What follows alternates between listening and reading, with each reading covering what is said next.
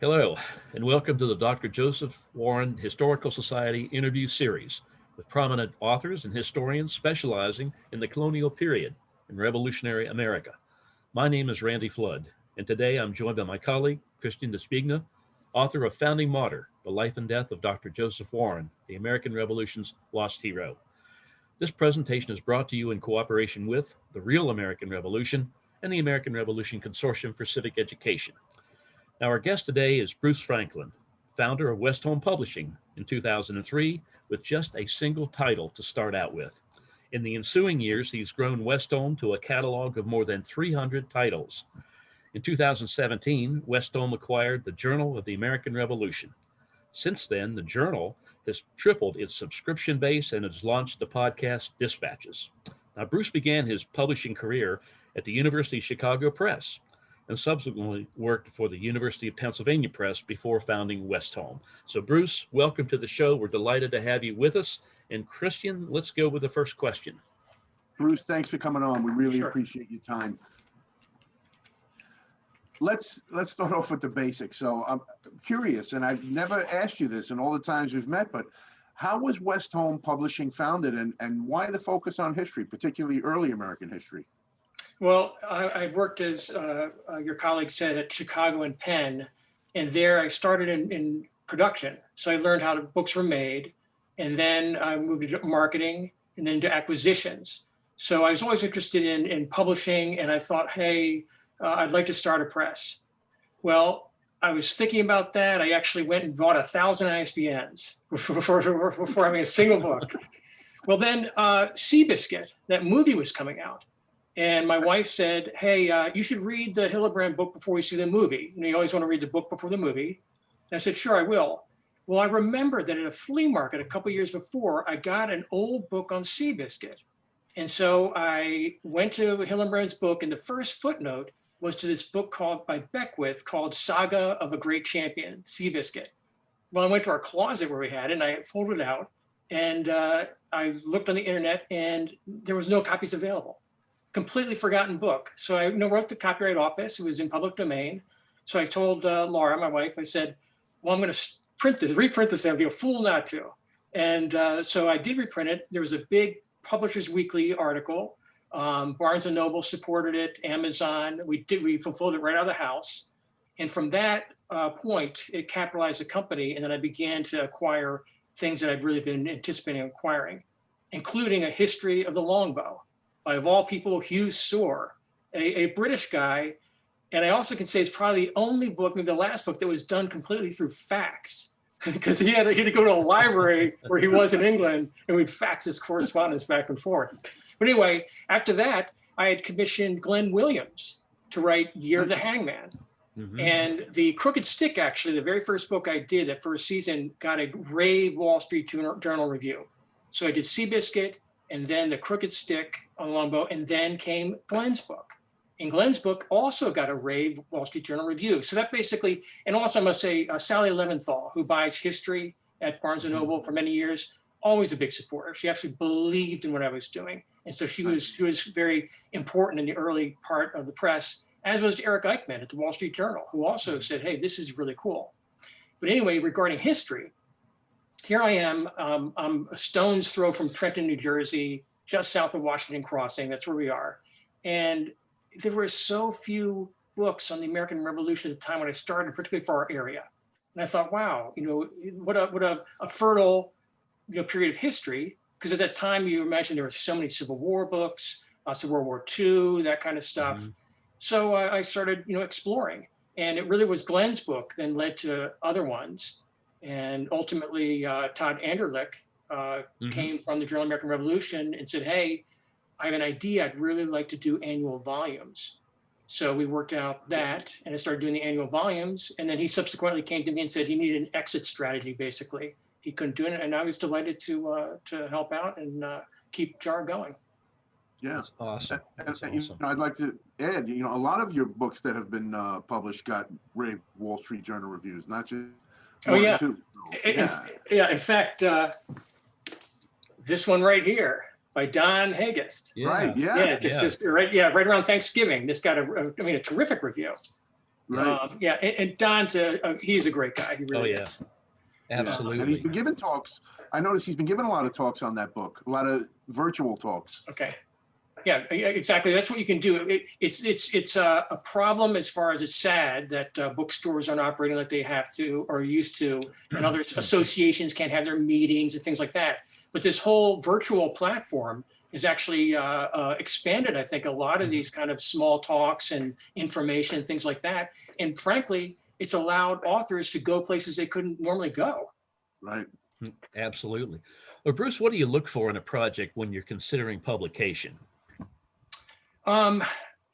It's interesting. I think you can tell a project almost immediately. So something that comes across my desk, I can tell. And for instance, there is a biography of Rebecca Nurse, who was the woman in the Salem witch trials who was actually convicted and then killed, executed. And then later on, she was vindicated. And so I had done earlier a book, I have it here, called In the Shadow of Salem. And that's 1692. And that's the witchcraft in Andover, which is actually a larger one. And I did that again because going back to another one, King William's War. Okay, and King William's War, this came across my desk and it's like, okay, King William's War, no one's done something like this in a long time. It's a perfect, sort of setup for even the American Revolution studies, because this was actually the first French and British war for North America. So he came to me with this, so I did this. So then you get the Salem book comes, and I know people were interested in this kind of topic. That did very well. So then when this Nurse biography comes to me, I look at it and then, okay, I like the topic. Next thing is sort of, okay, how long it is. Sometimes you have books, projects that are like, I got one, I think, on like, I don't know, Confederate mines or whatever. It was like 400,000 words. It was like, I mean, there's somebody that's interested into it, but that's a big book. So I look at that, and then I definitely look at the writing, because I tell authors, one of the first things I like to do is I like to imagine a book being in a bookstore. So I want books, and I think that a lot of people comment that our books are good looking, and that's important. I've had a single designer the whole time. Trudy Gershinoff has been with me since the get-go. So one person does the work for me. She has a great look. So I think that's important. And the next thing is, if you pick up a book, you open it up, what's like the first page say? What is it, what is this saying? And so that's how I approach a manuscript. So it's sort of basically it's a topic, and then is it feasible, and then, how does it read? And regarding feasibility, there was a book that I did that actually got a Choice Academic Book of the Year for history. It was actually a Civil War title. Now, the thing about this book is it was called To Raise Up a Nation. And it was about the history of African Americans and their slow emancipation and ability to fight in the Civil War. The book was massive, though. I mean, it was big, but the writing was so compelling. And I figured, hey, this is just so good. So I sent it to a couple of people I trusted. They said, wow, this really is something special. Turns out this guy is a truck driver in New Jersey who did all his work by going to the New York Public Library, taking out books, interlibrary loan, reading them, and then getting on the road for long distance running and just thinking about it. And he spent years and years doing this. Wow. So I told him when he got the award, I said, there are people out there that are looking for a tenure and, this and that. They would love to have a Choice Academic Award. And here you're on a big rig delivering supplies for some bridge in Washington, D.C. You got a big chuckle out of that. But that's an example where it was such a good book, the length didn't bother me. That's, because in publishing it is, you have to be pragmatic. You have to figure out how to make things cost effective. Right. Awesome. Thank you. And to pick up on that a little bit, you really are putting out solid books written by scholars, historians, researchers, truck drivers, and you have hundreds of titles. But the thing I think is you're offering readers not only books about major historical events and big name biographies, but often really more obscure aspects of early American history, and that might never have found a home with other publishing houses. And I really think that's one of Westholme's major strengths. So I kind of wanted to ask, how do you scout for new authors and titles? I mean, is it mostly you're getting submissions and blind queries, or what makes up for the lion's share of how you get new authors? One thing which is fascinating, and thank you for the kind words, is that most of my authors, come back to me with new books. I mean, they like working with me. It's the kind of thing, because it's realistic. I've been in the business for a long time. I know how bookstores operate. I know, all this kind of stuff. And it's important for authors to understand that what I'm trying to do is to bring their message out to readers. I mean, I'm not a rich guy, believe me, I'm not making a ton of money doing this kind of thing. You know what I mean? A lot of authors have to realize, right. You know what I mean? It's like, but I love doing it. So I get enough to keep it going. And as far as authors, so I do have repeat authors. I do have many that will come to me because they see my books in stores, frankly. And I do tell a lot of authors who are looking for publishers that might not be my editorial area. I say, go to a store and look at the publishers that are publishing books like yours and approach them. So yeah, I get blind submissions that way. I do commission some books, but I do think that after 17 years, Westholme, as you say, has gotten enough of a reputation that you can come and bring your book to me, and the job will get very well done. The book will get out there. We'll try to get it reviewed and things like that. But what we all know is that subjects, particularly, like you say, some of these sort of niche subjects, there's an audience. There are people that do like this. And so I look for that. Again, there are many topics which are just too narrow for any publisher really to do. But I don't shy away from things that I think like, yeah, I think that there are 800,000-900,000 people that really enjoy this story. Yeah. Well, Bruce, let's talk about those individuals. What does the publishing landscape look like today specifically? And do you think that COVID has increased or maybe decreased book sales overall? Well, Publishers Weekly does report that book sales are robust, and I'm seeing it. It's actually been a boon for ebooks. And the fascinating thing about ebooks is that initially, when they came on board, remember Amazon was really pushing them, so it was like Kindle, and that every books they were $2.99 or whatever, 99 cents. What I found is that the ebook allowed older readers and people with eyesight problems to actually enjoy and re-engage in reading, because you can actually change the font size and things like that on an e-reader. So rather than the print books actually sales going down, it was more like, hey, there's a new audience. So in this time of COVID, I do think there are people that are returning to the joy of reading. And I think there are a lot of people who are exploring for the first time things like ebooks. And I think that, getting books out of the public library, even audiobooks are also popular. And I do have a company, Red Book Audio, that does do most of my books now. And so it's a really nice partnership because that's another area. I mean, I listen to audiobooks. I love to.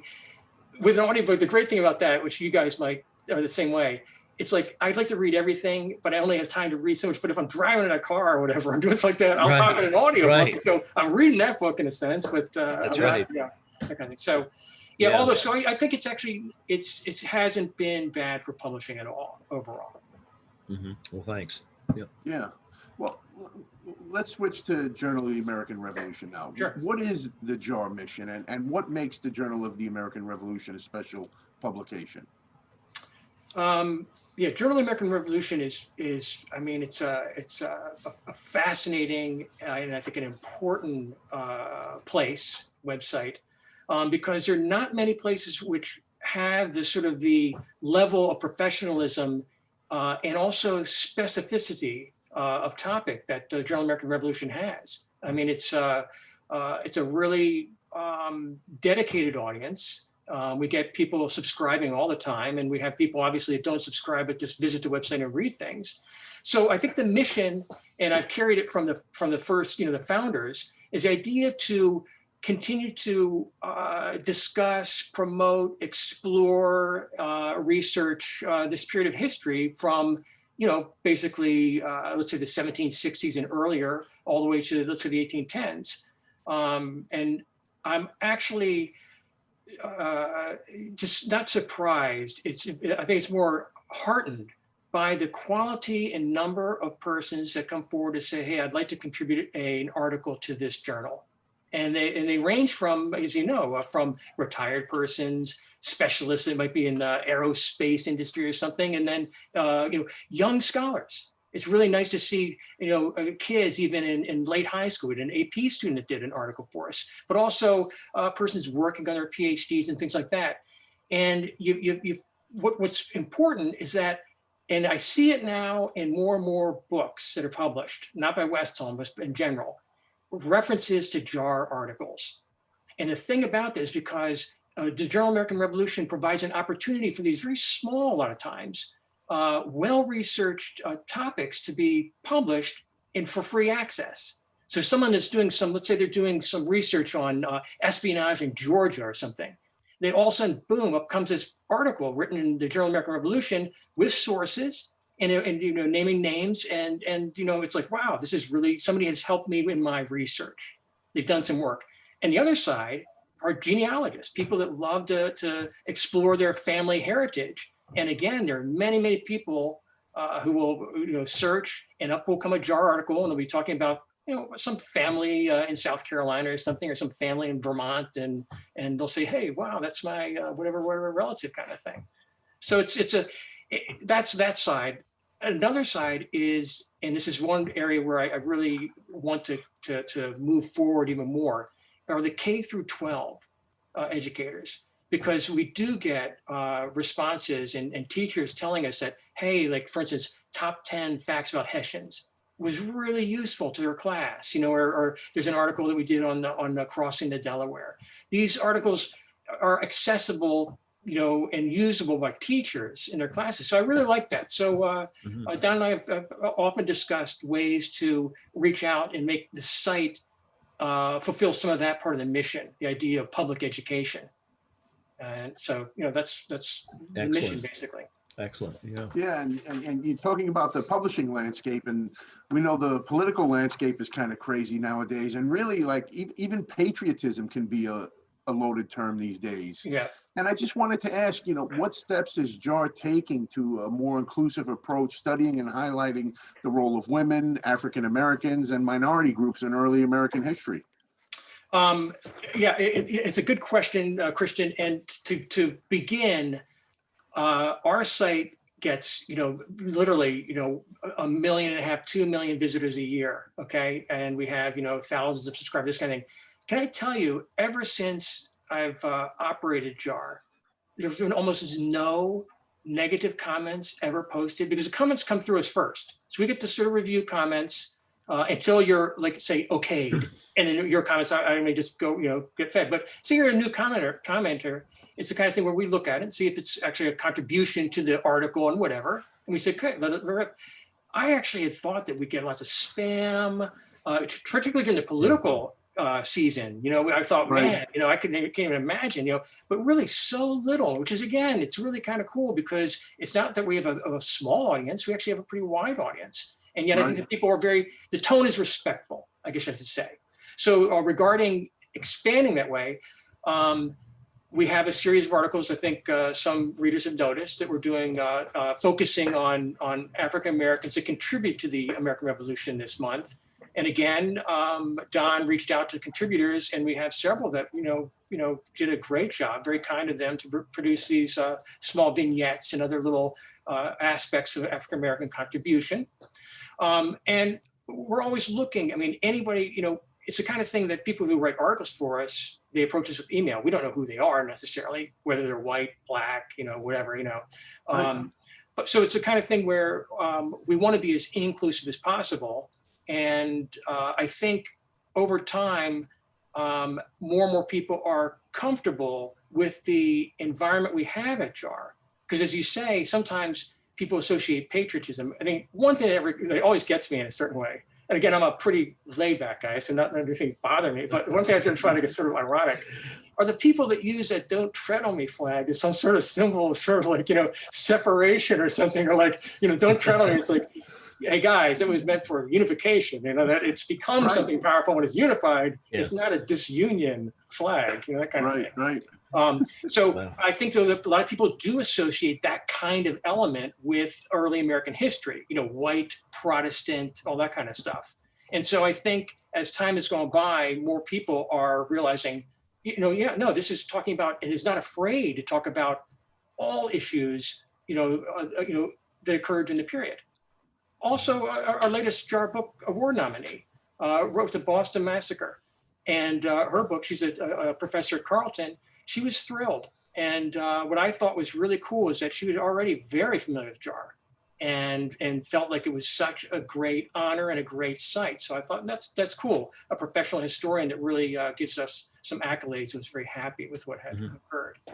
Awesome. Awesome. Well, Bruce, as a final question, let's look in the crystal ball here. What plans are in the works for the Journal of the American Revolution in the future? Well, we are working on a video series. And this goes back to our sort of like K-12 and initiative.